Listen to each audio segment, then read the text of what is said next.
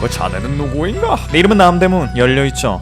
조만간 2023년 7월 20일 명탐정 코난 흑철의 어령이라는 극장판이 한국에서 개봉한다고 합니다. 아마 코난을 좋아하신 분들은 바로 극장으로 달려가서 극장판을 보실 거고, 코난을 그렇게 좋아하진 않지만 극장판이 개봉도 했으니 추억도 되살릴 겸 보러 가신 분도 있을 것 같습니다. 아마 후자인 분들은 코난을 목숨을 건 부활 정도나 적과 악의 크리시까지 보신 분들이 태반일 것 같네요. 아마 이런 분들은 이번 극장판을 보시면 처음 보는 인물이 나온다거나 너무 오랜만에 코난을 봐서 기억이 가물가물한 부분들이 나올 수도 있으니, 나름 코난 전문가로 불리고 있는 이 바가미님께서 흑철의 어령을 보기 전에 알아두면 좋을 것을 알려드리겠습니다. 우선 우리 코난을 얼마 안 보신 분들은 여기서 처음 보는 인물들이 몇 명 나올 것 같습니다. 일단 예고편을 보면 겁나 인상 더럽게 생긴 쿠로다 관리관이라는 인간을 보셨을 건데, 의외로 이 사람 아군입니다. 이 사람은 처음에 검조직의 새로운 저직원이 럼이라는 사람으로 의심됐던 인물 중 하나였는데, 럼이 누구인지 밝혀지고 나서는 그냥 아무 상관없는 사람이라는 게 알려졌죠. 안기준하고 개인적으로 연락하는 걸 보아하니까 공안 쪽인 사람인 걸로 추정됐습니다. 그리고 또 한 명, 여러분들이 모를 만한 사람이 한 명 있는데, 그것은 이 차 안에 타고 있는 대머리의 남자로, 이 남자는 검은 조직 보스의 오른팔인 럼이란 남자입니다. 이 남자는 원래 초밥집의 뻐드렁니 아저씨로 나왔었는데, 사실 그것은 럼이 변장을 하고 있던 거였죠. 지금 코난이 최신화가 어디까지 나왔는지 모르겠지만, 제가 알기론 코난은 아직 럼이 누구인지 모르는 상태라고 보시면 됩니다. 이런 신캐릭터들에 대한 소개는 코난 시작할 때쯤에 난 고등학생 탐정 남도일 이러면서 다 소개해줄 것 같긴 하지만, 미리 알아두고 가면 좋을 것 같아서 소개해봤습니다. 자, 그리고 예고편을 보면 럼의 수하인 핑가인가 하는 인물이 나온다고 되어 있는데, 예전 이시기 극장판 수능양몽에서 나왔던 큐라소 역시 럼의 수하였다고 나왔었습니다. 그리고 극장판에서 새로운 조직원이 나오는 건 세 번째인데, 실행의 추적자라는 극장판에서 아이리시란 조직원도 나왔었죠. 근데 이 아이리시란 조직원과 큐라소 모두 극장판에서 출연했다가 마지막엔 조직원들을 배신하고 죽음을 맞이했었습니다. 그래서 아마 이번 극장판에서 나오는 핑가라는 조직원 역시 조직을 배신할지 안 할진 모르겠지만 결국 죽음을 맞이할 것 같다라는 생각이 드네요. 자, 그 다음은 최수현이라는 이 대학원생에 대한 이야기입니다. 아마 아실 분들은 아시겠지만, 이 최수현이라는 남자는 이상윤이라는 FBI의 능력 있는 수사관이 변장하고 있는 모습입니다. 이상윤은 미즈나 시레나가 검은 조직에 잠입하기 위해선 죽어야 하는 상황이 됐고, 코나의 전략대로 이상윤은 죽은 걸로 위장하기로 합니다. 그 덕분에 이상윤은 활동하려면 가짜 신분이 필요하게 됐고, 그렇게 나온 새 신분이 최수현이라는 신분이었죠. 그리고 원래는 이 최수현이라는 인간이 이상윤이란 걸 코난과 코난의 부모님 그리고 제임스 블랙 정도만 알고 있었는데, 주홍색 연구라는 에피소드를 통해 FBI에 있는 조디와 캐멀도 최수현의 정체를 알게 됐습니다. 그리고 안기준이라는 인물도 원래는 이상윤이 죽은 걸로 알고 있었지만, 이 주홍색 연구를 통해 이상윤이 살아있다는 걸 알게 됐습니다. 아무튼 최수현에 대해선 이 정도로 얘기하고, 예고편을 보니까 누군가가 저격을 하는 장면 같은 게 나오던데, 저격하면 이상윤이 빠질 수가 없어서 이번 극장판에서도 이상윤이 저격하는 것 같은 장면이 나올 겁니다. 또 만약 진짜로 코난을 얼마 안 보신 분들은 앞서 말한 안기준이라는 인물에 대해서도 좀 생소하실 수도 있을 건데, 간단하게 이 친구를 설명하자면 공안경찰이지만 검은 조직의 스파이로 잠입해 있는 인물입니다. 대충 CIA 소속이면서 검은 조직에 잠입하고 있는 미즈나 시레나랑 비슷한 처지라고 보시면 될 것 같네요. 아무튼 코난을 최후까지 보시지 못한 분들을 위해 간단하게 비교적 최근에 나온 인물들을 소개해봤는데, 아마 극장판 초반에 남도일이 알아서 잘 설명해줄 거라서 그때 가서 보는 것도 괜찮을 겁니다. 이렇게 새로운 인물을 소개하는 것도 중요하지만, 이 흑철의 어영이란 극장판에서 중요한 것은 따로 있습니다. 그것은 바로 장미, 일본어로는 하이바라 아이라는 인물이죠. 이번 극장판의 주인공은 예고편을 봐도 알 수 있고 포스터를 봐도 알 수 있듯이 바로 장미가 주인공입니다. 그러니까 이번 극장판을 보기 전에 알아줘야 하는 건 장미에 대한 것이란 거죠. 장미에 대한 자세한 소개는 제가 따로 영상을 만들어 뒀으니 장미에 대한 자세한 이야기는 줄이고, 장미와 특정 인물의 관계에 대한 이야기를 좀 해드리려고 합니다. 우선 장미와 진의 관계에 대한 이야기를 해보겠습니다. 예고편을 보면 진이 보고 싶었다 쉐리 라는 말을 하는데, 왜 진이 이런 말을 했는지 알아볼 필요가 있습니다. 우선 다들 아시겠지만, 장미는 원래 검은 조직에 쉐리라는 코드명을 받고 조직 내에서 아포톡신 4869라고 하는 알약을 개발하는 연구원이었습니다. 하지만 조직에 의해 자신의 언니가 살해당하자 조직에 반발심이 생겨버렸고, 그날 이후로 연구를 그만두게 됩니다. 그 덕분에 조직은 쉐리를 독방에 가둬버렸고, 쉐리는 이대로 있다가 자신도 조직에 의해 죽음을 맞이할 거라고 생각하여 이왕 이렇게 된 거 도박이나 해보자 라는 마인드로 자신이 만든 알약을 먹어버립니다. 다행히 그 알약은 쉐리를 죽게 하지 않았고, 어리게 만들어서 쉐리에게 새로운 삶을 살 기회를 줬습니다. 하지만 이렇게 쉐리가 사라진 걸 알아버린 진은 쉐리가 배신했다고 생각하여 그녀를 용서할 수 없다 라는 생각을 하게 됩니다. 그래서 그는 쉐리가 어디로 갔을지 항상 찾아다녔고, 그러던 와중 자신의 차에 쉐리의 갈색머리 칼약이 있는 걸 발견하죠. 진은 그것을 보고 이 근처에 쉐리가 있다고 확신을 했고, 조만간 그녀와 마주할 수 있을 거라고 생각했습니다. 진의 이런 생각은 틀리지 않았고, 피스코가 사건을 일으킬 추모식에서 웬 작업복을 입고 있는 쉐리를 발견합니다. 진은 쉐리에게 반갑다는 인사도 할 겸 총알을 여러 발 쏴줬고, 쉐리도 반가웠는지 눈물 대신 피를 흘렸습니다. 진은 괴로워하는 쉐리를 편하게 해주기 위해서 완전히 숨통을 끊기 위해 총을 더 쏘려고 했지만, 뒤에서 누군가가 마취침 같은 걸 쏘는 바람에 쉐리의 목숨을 완전히 끊는데 실패합니다. 진은 서둘러 쉐리를 잡아버리고 싶었지만 있지만 쉘은 이미 도망간 지 오래였고 그녀를 놓친 피스코를 사살한 뒤 돌아갔습니다. 원래의 진이라면 이 근방을 쥐잡듯이 뒤져가지고 쉐리를 잡아야 할 테지만 쉐리가 머리가 있다면 다시는 이 근처에 발도 못 디딜 것이라고 판단했고 그냥 조직으로 돌아가기로 했죠. 이 에피소드에서 쥐는 쉐리란 말만 들으면 흥분하면서 바로 쉐리를 찾아가려고 하는 모습을 많이 보였고 이후로도 쉐리만 관련되어 있다며 미쳐 날뛰었던 걸 생각하면 진이 쉐리에 대해 느끼는 감정은 복수심뿐만이 아니라 다양한 감정이 담겨 있었던 것 같았습니다. 아무튼 쉐리와 진의 관계는 이렇게 추격자와 도망자의 관계라고 정리할 수 있고 이 극장판에서 가장 중요한 관계가 있으니 그건 바로 장미와 코난의 관계입니다. 옛날 코난을 보셨던 분들이라면 아시겠지만 코난과 장미의 관계는 뭔가 있어 보이는 것 같은 관계였습니다. 하지만 런던에서 있었던 사건을 계기로 도일이와 미라니의 관계가 점점 발전해 나갔고 진홍의 수학여행 편에서 완전히 미라니와 도일이가 사귀게 된 바람에 옛날부터 있었던 코난과 장미의 관계는 흐지부지 되어버렸습니다. 한때 저 역시 도일이와 미라니가 이어지는 것보다 코난과 장미가 이어지길 바랬을 정도로 이 둘 사이에 있었던 사건들과 둘이 나눴던 감정들이 보통이 아니었었죠. 제가 이 둘 사이에 있었던 일들을 영상으로도 만든 적이 있긴 하지만 영상이 좀 긴 관계로 오늘은 좀 내용을 줄여보겠습니다. 우선 앞서 장미가 조직에서 빠져나오기 위해 아포톡신 486을 먹는 도박을 했고 도박에 성공하여 몸이 작아진 덕분에 검조직에서 빠져나왔다고 했었습니다. 몸이 어려진 장미는 도일이를 찾아갔고 도일이를 찾아갔던 것도 작아진 자신이 의지할 수 있는 곳은 남도일밖에 없다고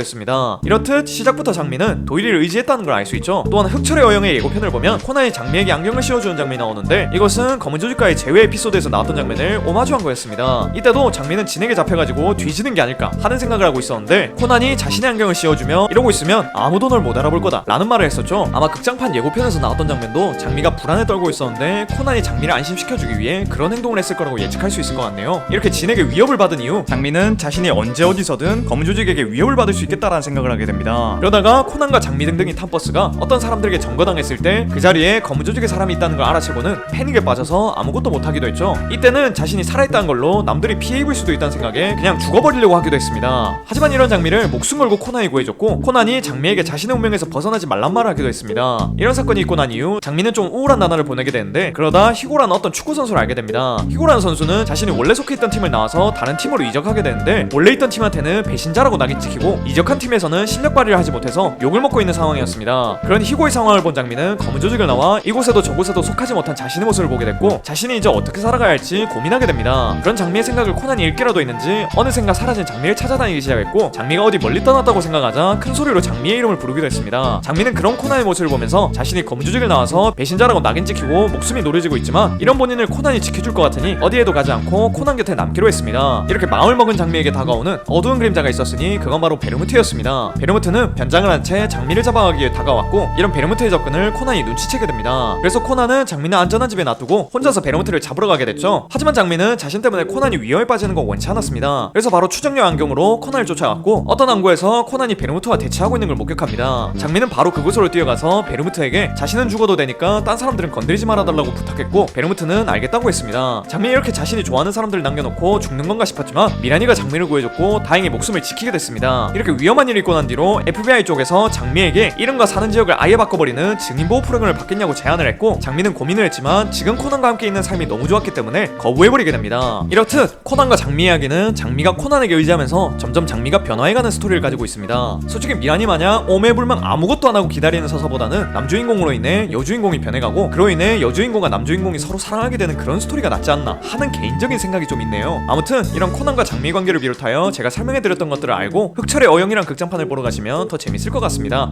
작년에 개봉했던 할로윈의 신부는 제가 극장에서 안 봤는데 이번에는 오랜만에 극장판을 극장에서 봐볼까 합니다. 그래야지 유튜브 조회수 달달하게 뽑아먹을 수 있을. 오늘도 이런 영상 봐주셔서 너무 고맙고 전 더 재밌는 영상으로 돌아오겠습니다. 그럼 다음 시간에 만나요.